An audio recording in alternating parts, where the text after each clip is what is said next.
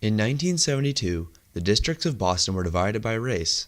The Boston busing crisis was a series of protests and riots in South Boston in response to a court order that forced Boston schools to desegregate through the busing of racially diverse students.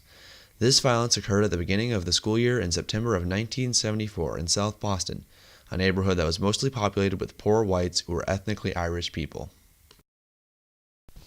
The man who initially decided that school districts in Boston were purposely segregated was Wendell Arthur Garrity. Garrity came from an Irish background and was a desegregationist.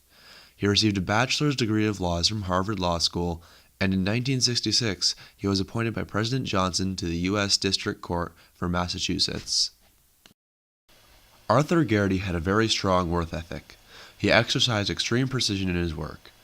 Garrity's meticulous work ethic allowed him to dive deep into the Boston desegregation case and make sure his decision reflected the will of the law.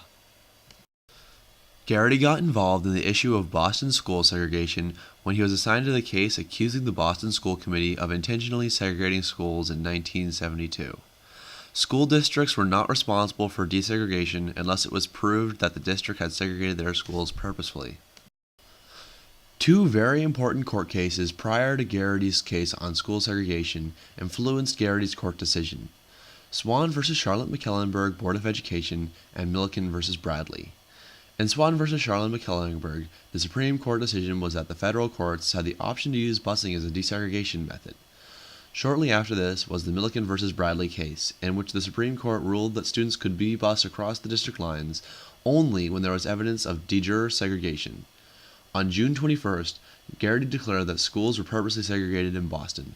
Swan v. Charlotte Mecklenburg Board of Education and Milliken v. Bradley helped him come to this conclusion because he realized that racially segregated communities were being formed around schools, making sure that only kids of a certain race went to each school. Garrity decided to enforce busing in Boston to send children from different districts to the same school, creating an integrated environment for students. Shortly after the court decision came, Charles Glenn, a civil rights veteran, was put on the job of creating a desegregation plan. He created a plan that called for busing students into other neighborhoods to integrate schools.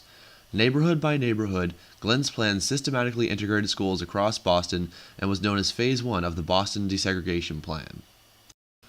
Phase 1 of Glenn's busing plan had its dangers, such as the integration of South Boston High School with Roxbury students.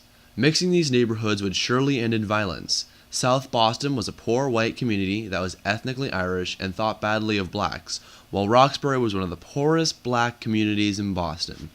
Garrity did nothing to revise or stop the plan from going into effect.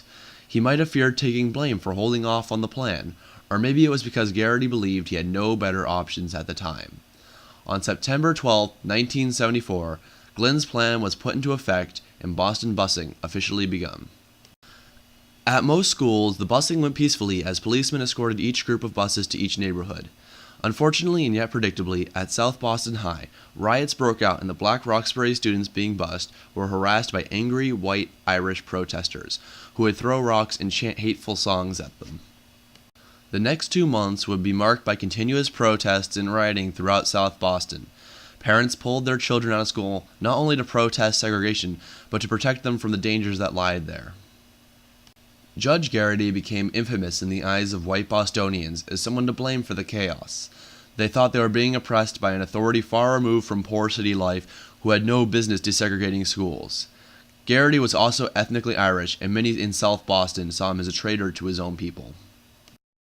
By the end of October, violence due to Phase 1 had escalated to the point of calling in the National Guard, which lasted throughout the fall.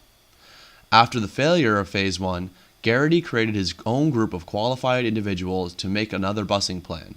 It was drawn this time by Eddie McCormack, considered a loyal Southie but also a member of the NAACP. His plan now included all of Boston, dividing the city into districts including both black and white communities.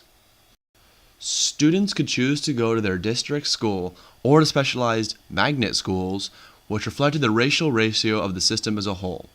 It created the minimum amount of busing as possible while also eliminating busing between Roxbury and South Boston in order to reduce violence.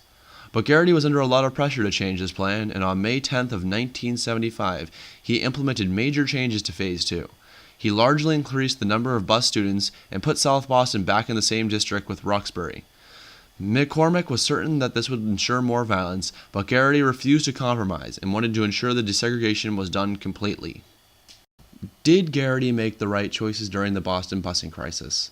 If he had intervened at Phase 1, maybe he could have prevented violence. Although he had the right intentions behind his decisions, he did not think about the consequences on the people of Boston and how it would affect his image. He was so intent on following the law, he failed to consider the situation and how to best go about desegregation. He proved his stubbornness in his revision of McCormick's plan. It is understandable why many people thought of him as too distant to be making decisions on Boston's busing. The Boston busing crisis perhaps could have been avoided if Garrity had successfully analyzed and acted in the best way for the situation. Many people agree that it could have been avoided, such as Mayor Thomas M. Menino, who stated, "Few men had such impact on the life of the city as Judge Garrity. He was a man of deep convictions, and whether you agreed or disagreed with him or his opinion a generation ago, everyone can agree that Garrity's influence on our city will be felt for a long time to come."